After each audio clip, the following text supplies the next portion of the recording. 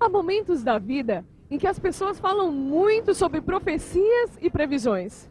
Virada de ano, véspera de jogos, ano 2000. E as profecias bíblicas? O quanto se fala delas no dia a dia? Vamos saber agora se as pessoas já ouviram falar de alguma profecia bíblica e se elas já se cumpriram. Não me lembro de nenhuma profecia da Bíblia, eu nunca prestei atenção. Olha, o que eu me lembro de profecia da Bíblia é o Apocalipse, né? Agora, maiores detalhes, sinceramente, eu não sei. Faz muito tempo que eu não leio a Bíblia. Não, é que eu não leio a Bíblia. Tudo que está na Bíblia se cumpre, porque o céu e a terra passará, mas as minhas palavras jamais haverão de passar. Profecia eu não sei, eu sei que eu leio a Bíblia, eu escuto ler da igreja, as coisas assim, mas o que eu não sei falar, não. Já ouvi falar que no fim dos tempos vai faltar comida e as pessoas vão ser marcadas com o número 666 para poder se alimentar. Aqui nem, por exemplo, São Mateus 24, entendeu? Versículo 39 em diante, fala assim que vinha um tempo que as pessoas da terra iam se corromper a respeito de muitas denominações, palavras ensinadas da Bíblia errada, entendeu? As estrelas do céu iam cair, as potências do céu iam ser abaladas. E fala assim, ai das grávidas. Profecia da Bíblia, não, já ouvi falar, mas não estou lembrado. Não exatamente, nenhuma profecia que eu saiba citar, não. Fora Nostradamus, que a gente ouviu falar assim, mas nenhuma em específica.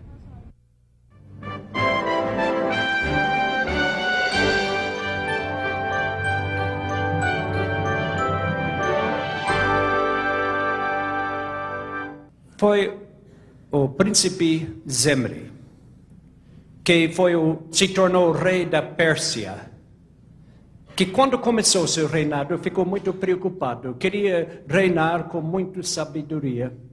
Ele pediu aos historiadores do seu país que fizessem para ele uma história universal, para que ele pudesse estudar a história do mundo e que ele pudesse, com isso, compreender melhor como reinar.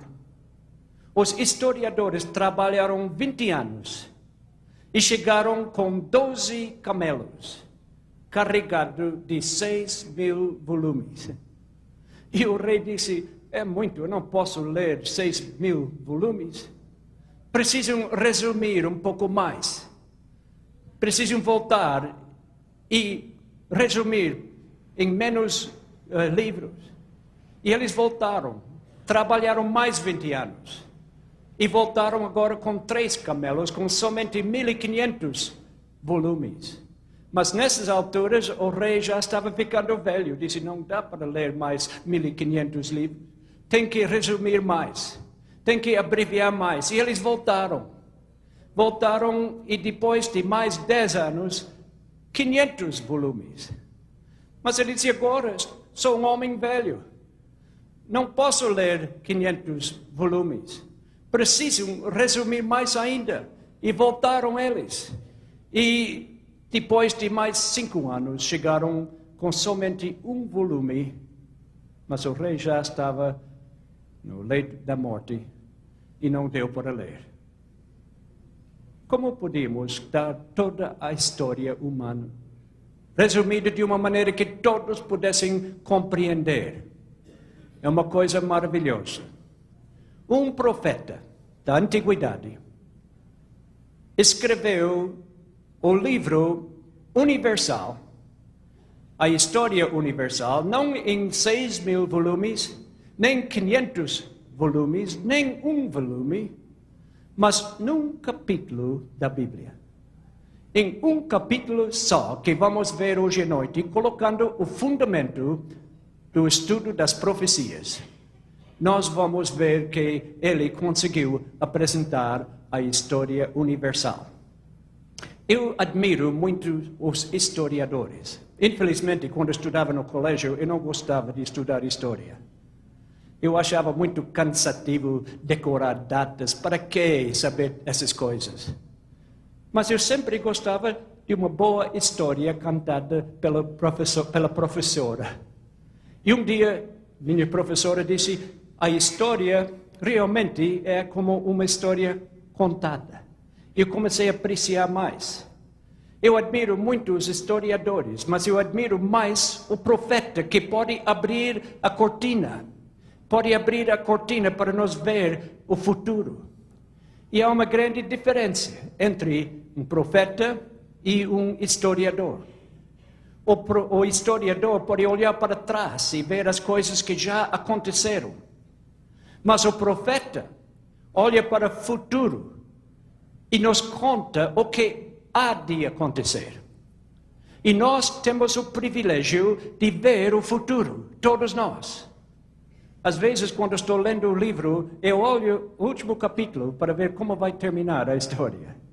Com o livro podemos fazer isso, não é? Quando estudamos a história pelas Escrituras, nós podemos ver o último capítulo. E assim podemos saber o que vai acontecer. Os profetas nos apresentam o último capítulo para que possamos seguir. Os profetas nos falam o que há de acontecer no futuro. O profeta Daniel foi um profeta tão importante. Eu sei que muitas pessoas não creem, mas foi um profeta tão importante que Jesus Cristo disse que nós devemos ler esse livro. Em São Mateus 24:15, ele disse, quem lê, entenda. E nós vamos obedecer às palavras de Jesus hoje, nós vamos ler, para que possamos realmente compreender. Nós vamos ver as profecias tão importantes. O capítulo 2 de Daniel é aquele capítulo que conta a história universal somente num capítulo. O primeiro versículo começa com uma história fascinante de um rei chamado Nabucodonosor. Alguém aqui se chama Nabucodonosor? Creio que não. Eu creio que nenhuma mãe aqui vai chamar o seu filho de Nabucodonosor. Espero que não. Coitado do filho, não é? Mas houve um rei com esse nome, o rei de Babilônia. E o primeiro capítulo diz, ora, no segundo ano do reinado de Nabucodonosor, teve uns sonhos e o seu espírito se perturbou e passou-lhe o sono. Nabucodonosor teve um pesadelo. Todos nós sabemos o que é isso. Ele teve uns sonhos e ele ficou perturbado porque ele não podia lembrar o que sonhou. E naquele tempo eles acreditavam, sem dúvida, que cada sonho tinha significado muito importante. E ele ficou preocupado. Estava dormindo durante a noite e sonhou e acordou assustado. E ele chamou os sábios do seu reino, os magos que criam magia, que podiam falar com os espíritos, e disse, eu tive um sonho, eu não consigo me lembrar o que é. E os magos chegaram a falar com ele, mas infelizmente eles não podiam lhe dizer. Falaram para ele, conta o sonho e nós vamos dar um significado. Eles tinham um jeito para fazer isso.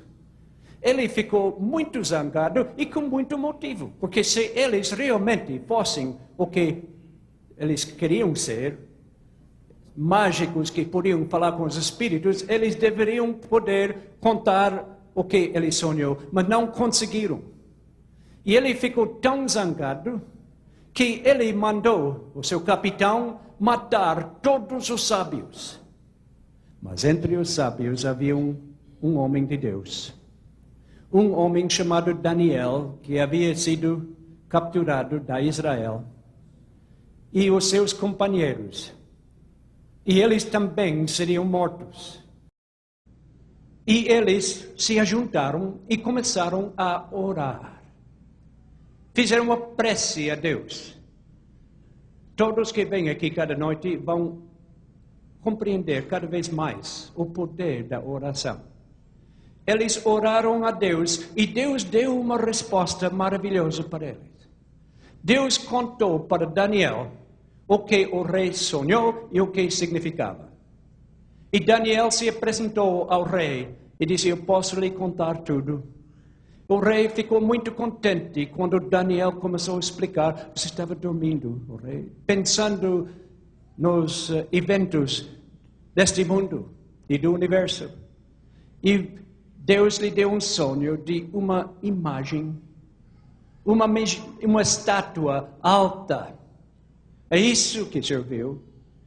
E Daniel foi descrever a imagem. Descrever essa estátua, essa imagem tão grande. Descreveu em detalhes a aparência de cada parte da imagem. Dos pés, para as pernas, para o ventre, para os braços, a cabeça. Explicou tudo. Ele disse que cada parte deste corpo, desta estátua, representa alguma coisa. Ele disse, essa estátua tinha cabeça de ouro, braços de prato.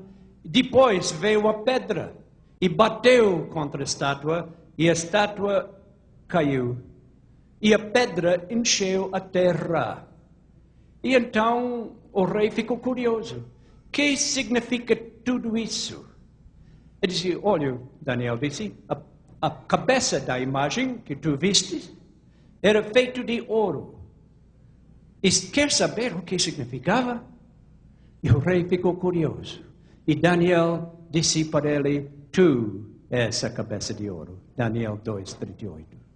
A cabeça de ouro representava o reino de Babilônia.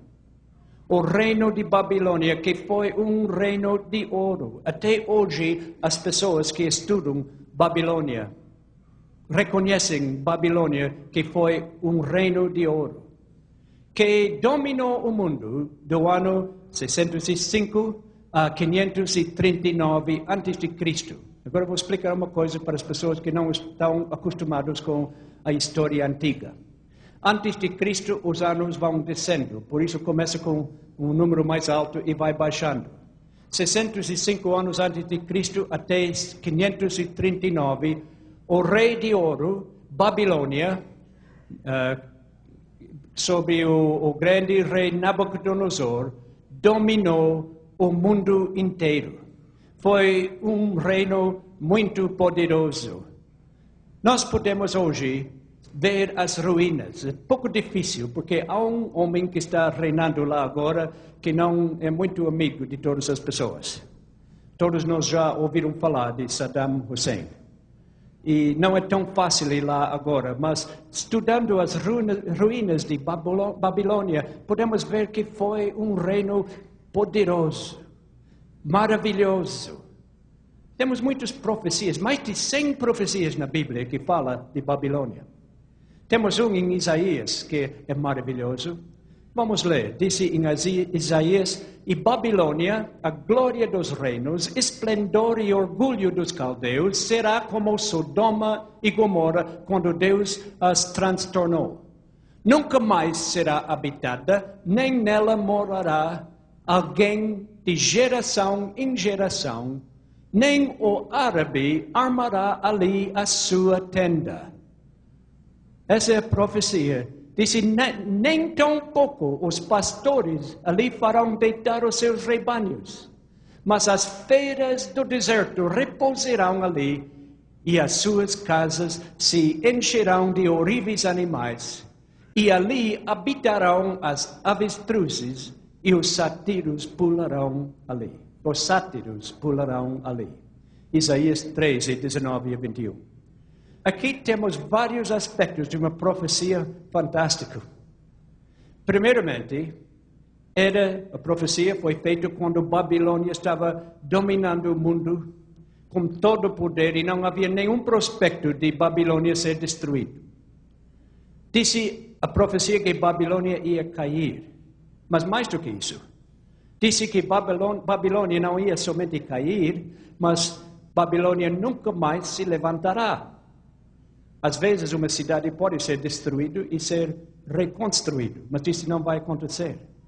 Mas além disso, disse que não somente não será reconstruído, mas o árabe não vai armar a sua tenda nessa cidade nunca mais.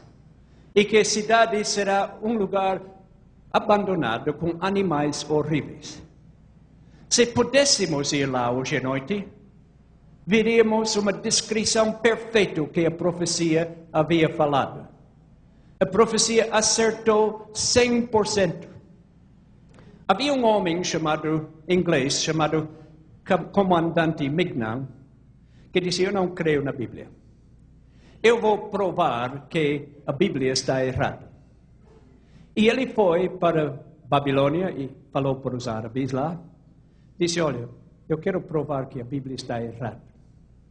Eu vou dar para todos vocês um bom dinheiro para ir lá e armar as suas tendas, porque a Bíblia diz que o árabe não armará as suas tendas.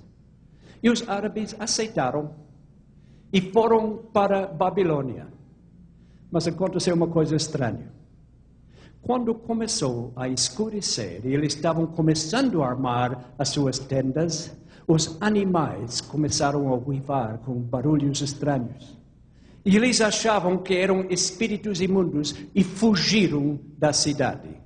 E mais tarde ele escreveu umas palavras interessantes que comprovam que a Bíblia não mente, mas a Bíblia fala a verdade. Ele disse, foi impossível persuadir meus guias árabes a permanecerem depois das trevas da noite. A Bíblia diz que o árabe não armará a sua tenda lá, e foi comprovado que a Bíblia está certa. Eu tenho viajado muito por essas terras. Eu gosto de ver o cumprimento da Bíblia. Eu gosto de ver os árabes com as suas tendas, mas pergunto uma coisa. Como o profeta, 600 anos antes de Cristo, podia saber que em nosso dia os árabes estariam neste lugar? Seria uma coisa curiosa. Os beduínos. Eu viajo lá e vejo que são nômades, moram em tendas. Uma vez eu estava de ônibus cheio de turistas e passamos lá e olharam os árabes nas suas tendas. Falaram, coitado desses pobres beduínos, não tem nada. Por que não paramos e damos uma gorjeta ou esmola para eles? E ouvi tanto isso de turistas que um dia eu visitei uns árabes que eu conheci e disse, importa que nós fazemos uma visita à sua tenda. E nós fomos passando de ônibus e outra vez um dos turistas americanos disse, oh, coitado, olha essa gente pobre. Que pobre. Vamos parar e dar uma esmola para eles. Eu disse, está bem, vamos fazê-lo. E paramos o ônibus e todos nós descemos e entramos na tenda dos árabes. Que surpresa para os turistas ver 3 televisões a cor dentro da tenda.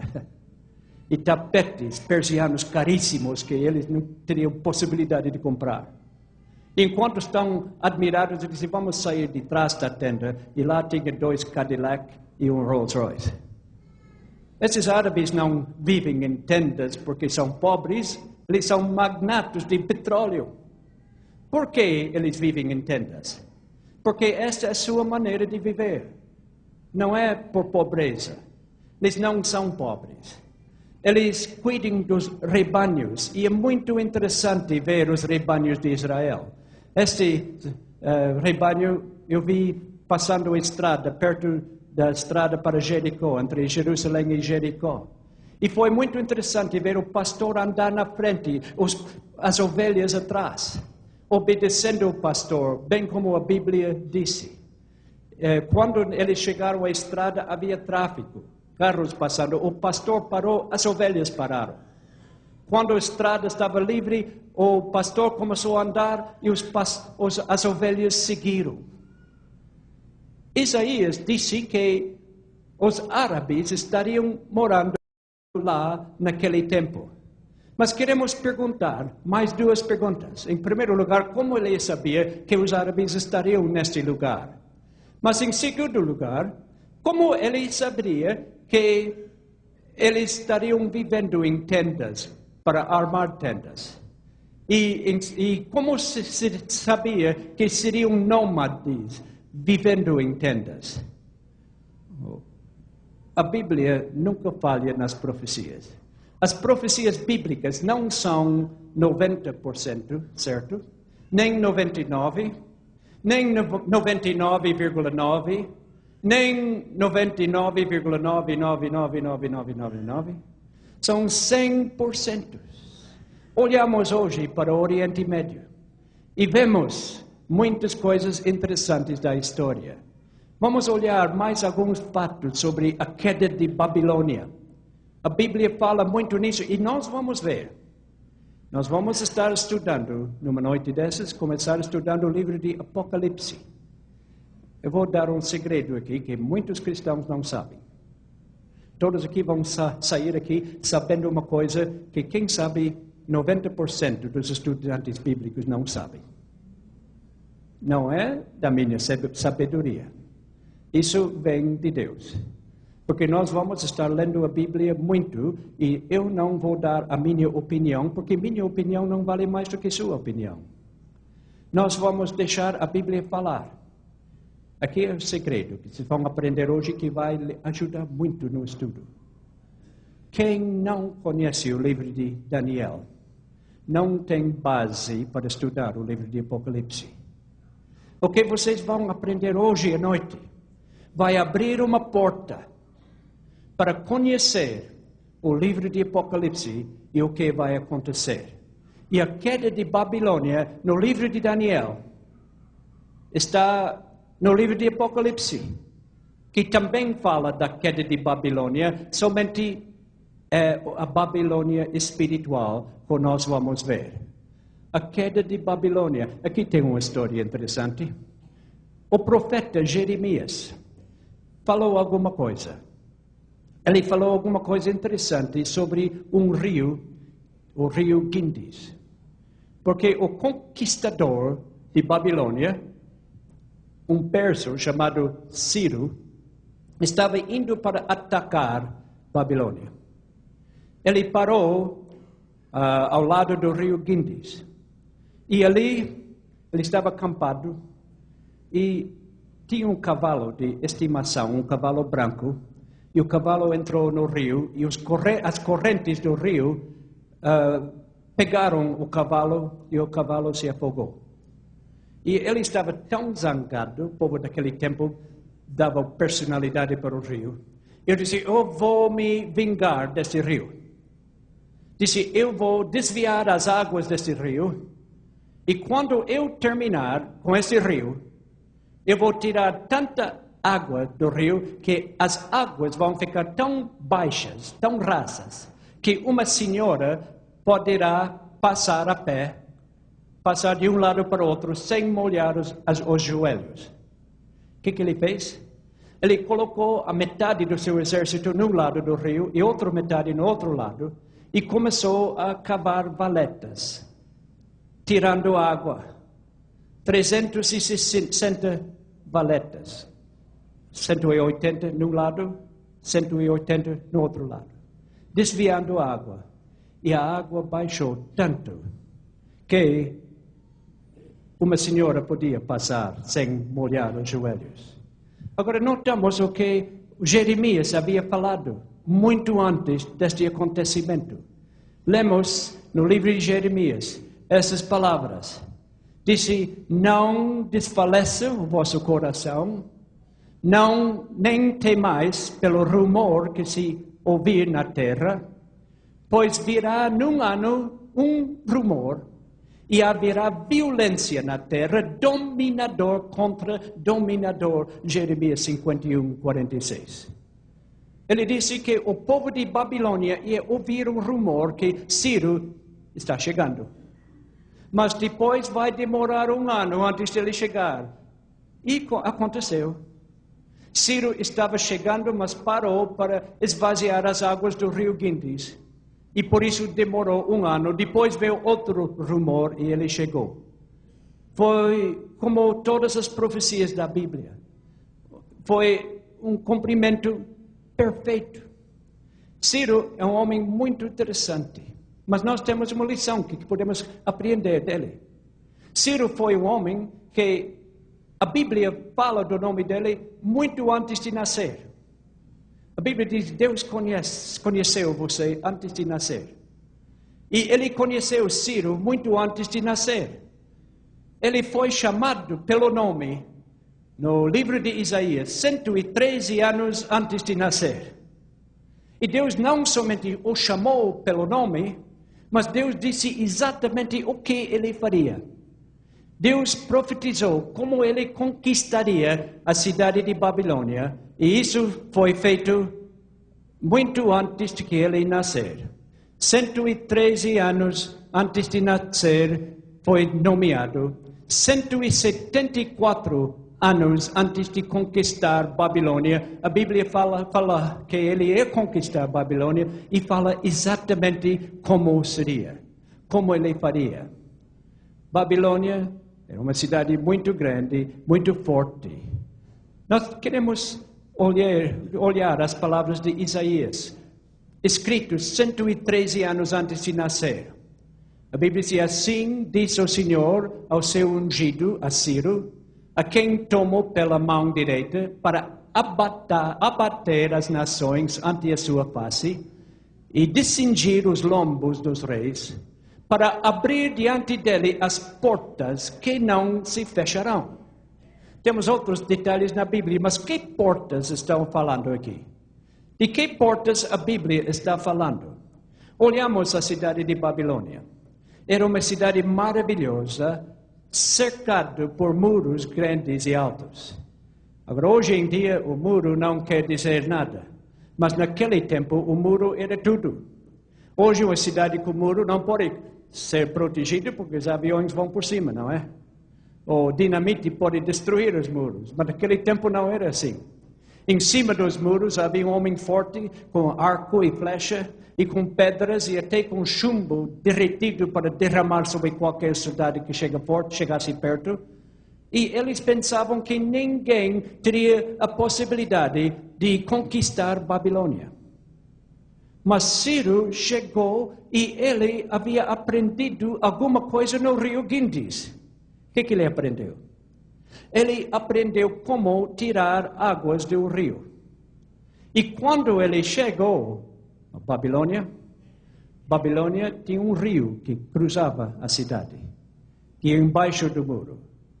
E ele fez o mesmo trabalho que ele fez no rio Gindis.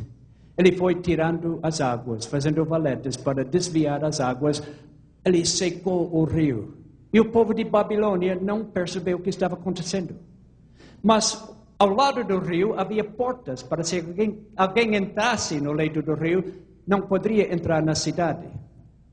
Mas a Bíblia diz que Deus abriria as portas, porque aquela noite o povo de Babilônia estava numa grande festa e deixaram as portas abertas e por isso conseguiram entrar. Foi Ciro, o homem que conquistou Babilônia. Naquela noite que ele conquistou Babilônia, o rei estava fazendo uma grande festa. O rei estava agora desafiando o Deus dos céus. Ele era um ateu. Estavam bebendo e fazendo uma festa enorme quando aconteceu alguma coisa que ele não esperava. Eles estavam olhando a grande parede, quando de repente uma mão sem braço começou a escrever na parede. O que a mão escreveu? Umas palavras estranhas. Mene, mene, tekel, parsim. E o rei ficou horrorizado. E eles chamaram Daniel. Daniel havia feito a interpretação do rei Nabucodonosor. E agora Daniel fez o seu neto Belsazar, o rei de Babilônia, saber o que significavam essas palavras. Ele explicou direitinho o que significava. O que ele disse? Ele disse, não, vamos olhar palavra por palavra, eu vou dizer o que significa. A primeira palavra era mene. Ele dizia, isso significa o seguinte. Isso significa, contou Deus o teu reino e deu cabo dele. Disse Belsazar, teu reino acabou. Deus contou e acabou. A próxima palavra, tekel. Isso significa, como Daniel explicou para o rei, pesado foste na balança e achado em falta. Todos nós, às vezes, estamos colocados na balança de Deus, mas não queremos ficar em falta. Depois, a última palavra, disse parsim, quase igual à palavra Pérsia. E significava que o reino ia acabar. Dividido foi o teu reino e dado aos medos e persas. E aquela noite, enquanto isto estava acontecendo, Ciro com seu exército entrou na cidade e a cidade de Babilônia caiu, bem como a Bíblia havia falado. E Daniel disse, tu és a cabeça de ouro. Mas olhando para os braços e o peito de prata, disse, depois de si levantará outro reino inferior ao teu. O reino de Ciro e de Darius era mais fraco do que Babilônia. Por isso, o ouro vale mais do que prata. Mas mesmo sendo mais fraco, pela sabedoria de Ciro, eles conseguiram vencer o Babilônia, e Babilônia caiu. E quem dominou o mundo era Pérsia, de 539 a.C. até 331 a.C. Mas não terminou. Depois, Daniel, mostrando para Nabucodonosor, disse um terceiro reino, de bronze, o qual terá domínio sobre toda a terra. O ouro era de mais valor, prata menos, bronze menos ainda. O reino de bronze, Daniel explicou para ele, representava o reino da Grécia. O reino da Grécia que seguiu com Alexandre o Grande. O reino da Grécia que dominou o mundo durante os anos 331 a 168.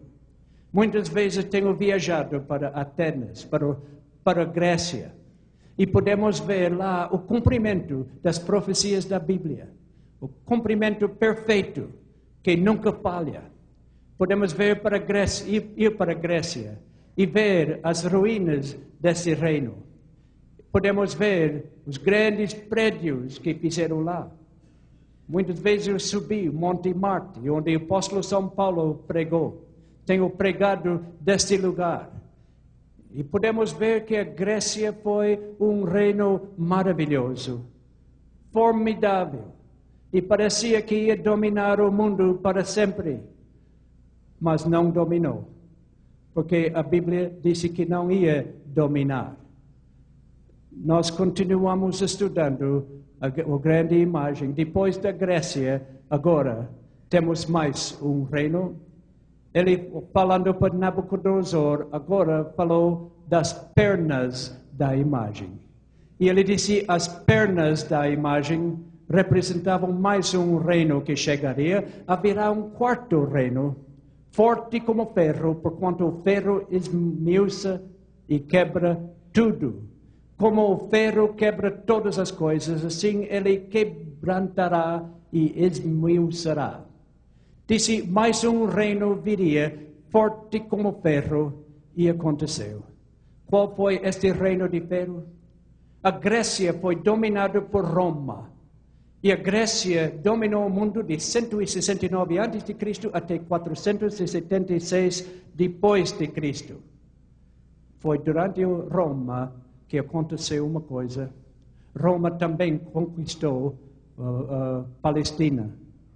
E lá no tempo que Roma estava reinando, nasceu um Salvador numa manjedoura. Um Salvador que seria o Salvador do mundo. Lá nos planícies perto de Belém, os anjos cantaram, anunciando o nascimento de Cristo. E Cristo Jesus nasceu num berço. Foi o maior acontecimento do mundo, porque Jesus Cristo se tornou o seu Salvador e meu Salvador. Isso possivelmente seria o acontecimento mais importante do tempo do reinado de Roma. Mas precisamos continuar. Depois das pernas, Daniel disse, quanto ao que viste, dos pés e dos dedos, em parte de barro de oleiro e em parte de ferro, isso será um reino dividido. Contudo, haverá nele alguma coisa da firmeza do ferro, pois viste o ferro misturado com barro de lodo, e como os dedos dos pés eram em parte de ferro, em parte de barro, assim por uma parte o reino será forte e por outra será frágil. O que Daniel disse? Depois de Roma, nunca mais haveria um reino universal na Europa Ocidental. Disse, como os dedos têm 10 pés, disse, os dedos são barro e ferro misturado, e barro e ferro não se misturam. Ele disse, depois da queda de Roma, nunca mais haveria um reino universal. E o que Daniel falou aconteceu, porque você e eu estamos vivendo no tempo dos pés da imagem. Nunca mais se ligaram. Se lembra o assunto da nossa palestra de hoje? O assunto hoje é 7 palavras proféticas. Essas 7 palavras proféticas vão nos ajudar amanhã, quando estudamos Armagedon e vamos abrir o livro de Apocalipse. 7 palavras que falam. Os pés representaram as nações divididas de Europa Ocidental. Roma caiu no ano 476 e até hoje estamos neste tempo.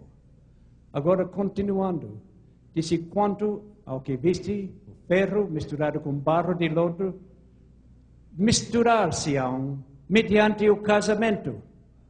Mas o que ele disse? Misturar-se-ão mediante casamento, mas não se ligarão um ao outro. Aqui estão nossas palavras, 7 palavras. Mas não se ligarão um ao outro. Assim como ferro e barro estão misturados, disse que não ligarão. Mas não se ligarão um ao outro. 7 palavras. Agora preste bem atenção. É uma coisa maravilhosa que vamos ver agora.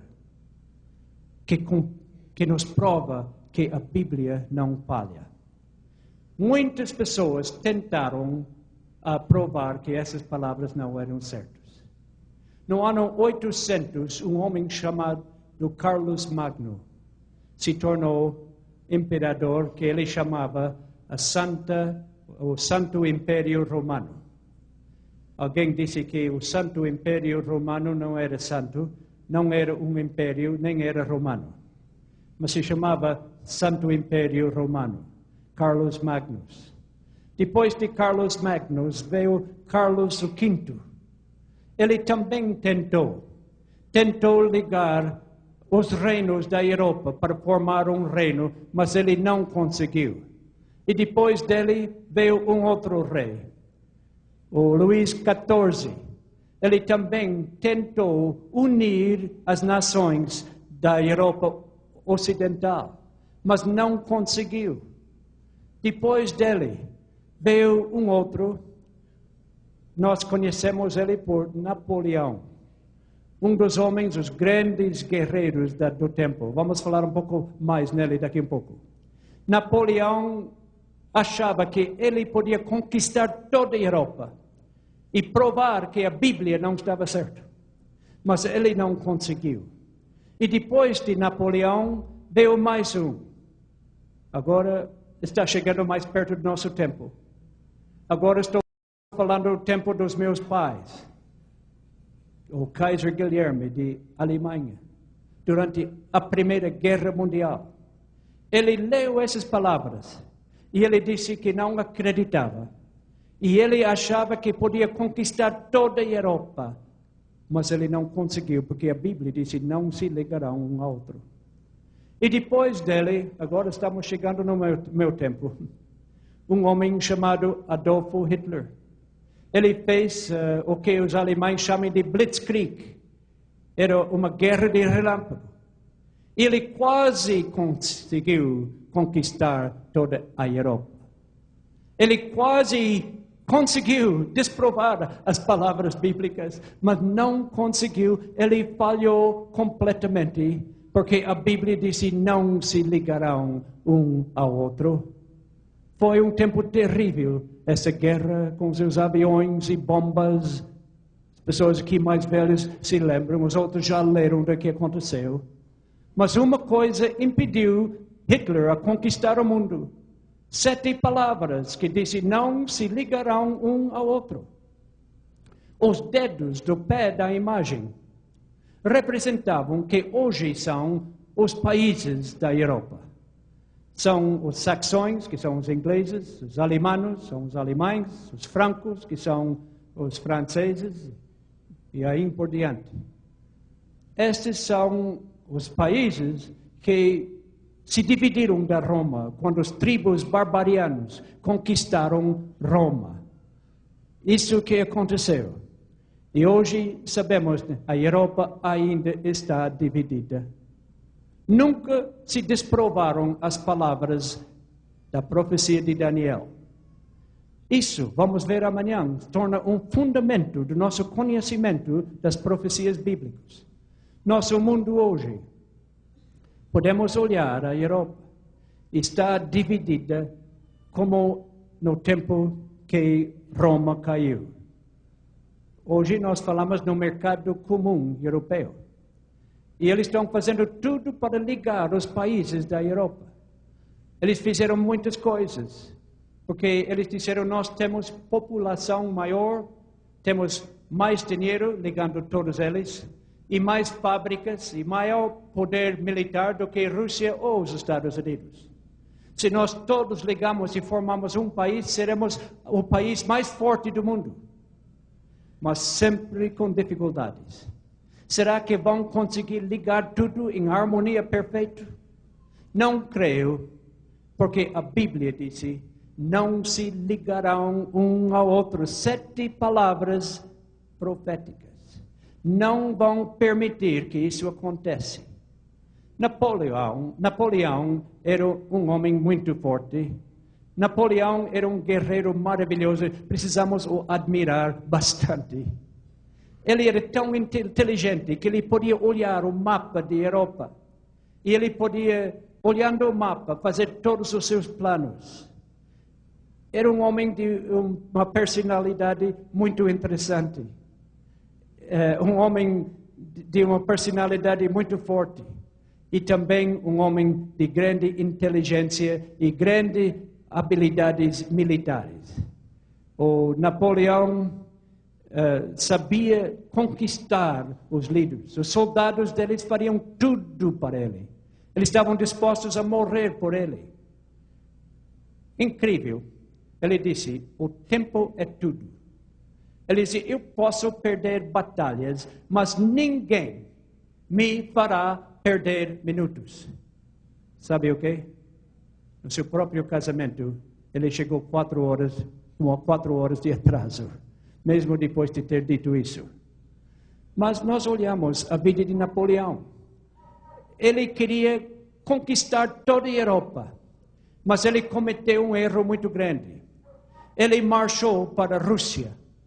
E lá ele deixou 500 mil de soldados na Rússia, não conquistados pelos exércitos russos, mas conquistados pelo inverno frio da Rússia, porque lá faz muito frio.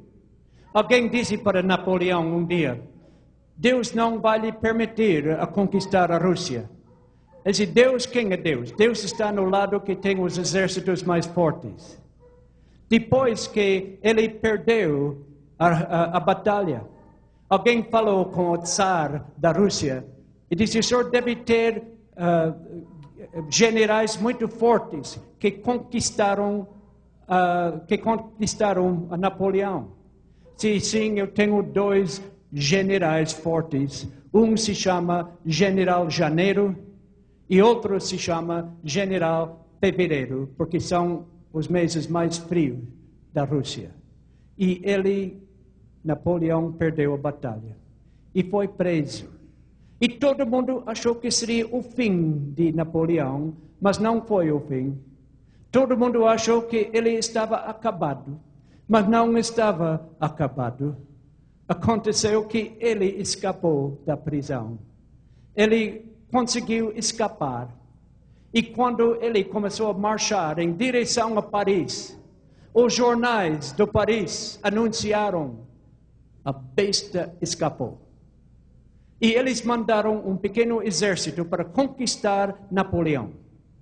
Mas quando o exército se encontrou com Napoleão, Napoleão, com as suas palavras, conquistou o exército. Ele disse: homens de guerra, não se lembram quando batalhavam comigo? Não se lembram nossas vitórias tão grandes? E em vez de capturar Napoleão, ele cativou este exército. E agora estava marchando em direção a Paris, com o seu exército pequeno, muito fraco. E o povo de Paris deu risada com 100 homens, o que ele vai fazer? E os jornais de Paris anunciaram: o louco vem vindo. E mandaram agora um exército grande para conquistar Napoleão. Um exército enorme. Mas quando se encontraram, Napoleão abriu o casaco, disse: pode atirar. Não se lembra do vosso general? E todos os soldados ficaram ao lado dele.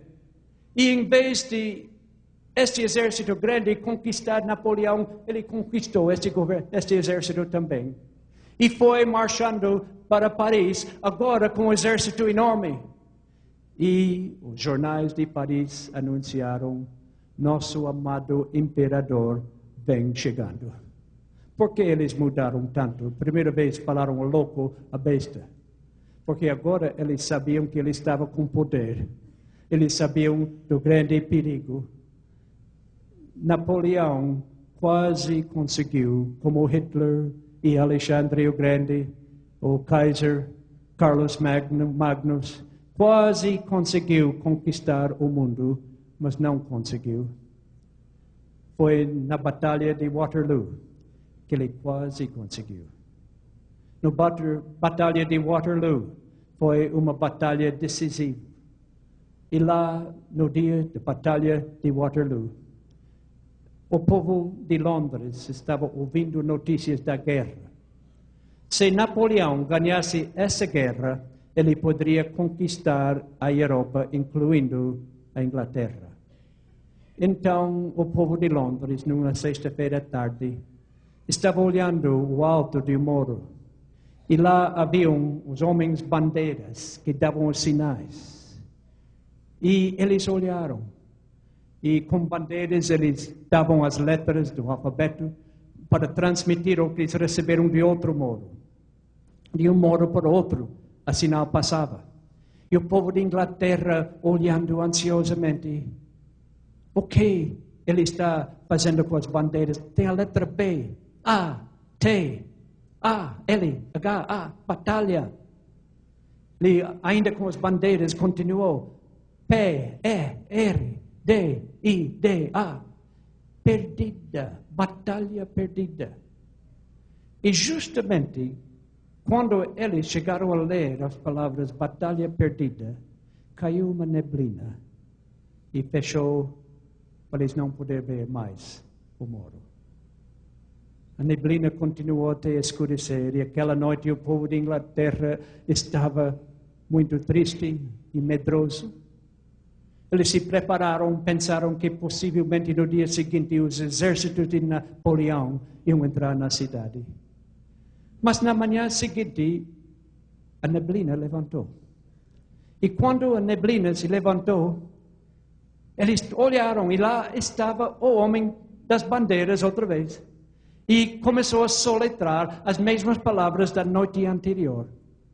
Batalha perdida, mas não estava completa a mensagem. Havia mais.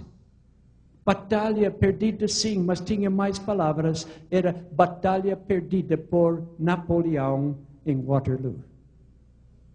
Quando Cristo morreu na cruz de Calvário, parecia que estava tudo perdido. Tudo perdido. Mas a mensagem não estava completa. O inimigo parecia que havia vencido, mas havia outra mensagem. Parece que a batalha estava perdida, mas a batalha estava perdida por Satanás no Calvário. O Daniel 2 nos mostra que vem mais um acontecimento. Vem mais um acontecimento muito importante, porque a parte mais importante da imagem, a parte mais importante da imagem não é a cabeça, nem as outras partes da mensagem. Vem uma parte muito mais importante. Daniel disse, nos dias destes reis, o Deus do céu suscitará um reino que não será jamais destruído. Amigos, você e eu estamos vivendo nos pés da imagem. Mas o que está falando aqui há de acontecer em breve. Nós vamos, nas próximas noites, mostrar provas que isso vai acontecer. Aqui estamos nós, no tempo dos pés, dos reinos da Europa Ocidental, ainda divididas. Mas logo em seguida, alguma coisa vai acontecer. Logo em seguida, a pedra vai chegar. A pedra que a Bíblia disse é o reino de Cristo. E esta pedra vai acabar com as nações como nós conhecemos. A pedra vai bater na imagem. E a imagem vai cair. As nossas grandes cidades, Nova York, Londres, Toronto, tudo vai se desfazer. A pedra vai cair sobre este mundo e esta pedra representa a volta de Jesus Cristo. Porque Jesus Cristo voltará para acabar com as coisas tristes deste mundo. Ele vem nos dar um reino novo, onde não haverá mais morte, onde ninguém vai ficar doente, onde não teremos mais cemitérios, onde não teremos mais tristeza, hospitais não existirão mais, onde nós poderemos viver para sempre. A Bíblia está cheia de provas, nós vamos dar as provas nas próximas noites.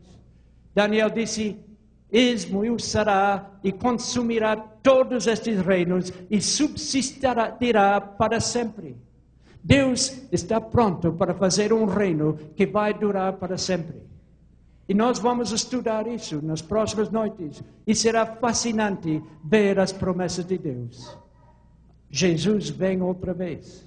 Jesus virá com os seus anjos, com poder e glória. Ele vem nos dar um reino novo. E nós precisamos nos preparar para a sua vinda. Ele vem com os anjos do céu. E nós precisamos nos preparar. Naquele dia, a Bíblia diz que os mortos ressuscitarão. Alguém aqui perdeu um ente querido? Deus vai ressuscitar essa pessoa. Um casal perdeu uma criança? Deus vai ressuscitar essa criança e colocar nos seus braços mais uma vez. Vai ser uma coisa maravilhosa quando Deus trazer o seu reino. Quando Jesus virá como Rei dos Reis e como Senhor dos Senhores para nos dar um novo reino. Será um tempo que todos nós esperamos ansiosamente. Estamos esperando a vinda de Cristo e sabemos que não há de demorar muito. E algumas pessoas estarão prontas e olharão para o céu com muita alegria, esperando a vinda de Cristo. Porque será o dia mais feliz que podia acontecer. E nós vamos estar esperando com ansiedade, porque Ele vem nos buscar e levar para o seu reino eterno, seu reino que será perfeito. Infelizmente, terão pessoas que não estarão felizes, que vão fugir para as montanhas e para as rochas com muito medo. E nós precisamos escolher onde estaremos. Entre as pessoas felizes ou entre as pessoas tristes. Nessas noites, nós vamos deixar a Bíblia abrir o futuro que precisamos saber para nosso próprio bem. O reino final, a rocha representa Cristo Jesus. E Cristo Jesus é o centro de tudo que nós vamos falar aqui.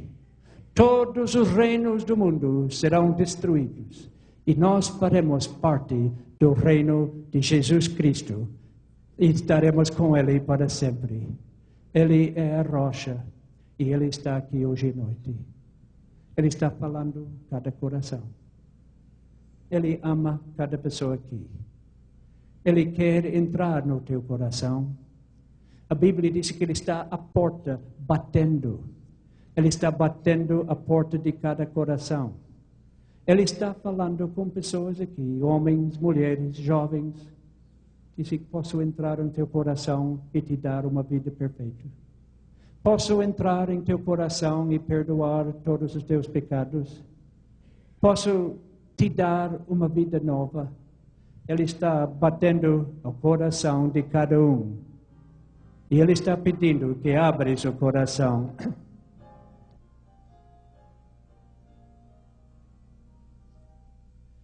Entrada, Jesus quer em teu coração, porque não lhe apresentar. Não deixes que nada lhe ocupe o lugar, que resposta hoje vai estar. Vezes encontro inspirado Ele tem, e agora que espera também. A ver se lhe queres a porta franquear. Oh, quando almeja Ele entrar. Oremos a Deus. Pai nosso que estás nos céus, Tu estás à porta de cada coração aqui. Aqui no silêncio deste salão, Tu estás falando para muitas pessoas. Sentimos a Tua presença. Tu sabes o pensamento de cada pessoa aqui. As alegrias, as tristezas, as preocupações, os pesares. Tu sabes tudo. E agora, Tu estás falando e alguém está sentindo alguma coisa mexer em seu coração. Eu peço a todos agora mandar uma prece a Jesus dizendo: Jesus, nós queremos fazer parte do reino eterno. Os reinos deste mundo acabaram e acabarão. Mas nós aguardamos a rocha eterna. Nós aguardamos o reino eterno e celestial. Ajuda para que possamos estar prontos. Em nome de Jesus pedimos. Amém.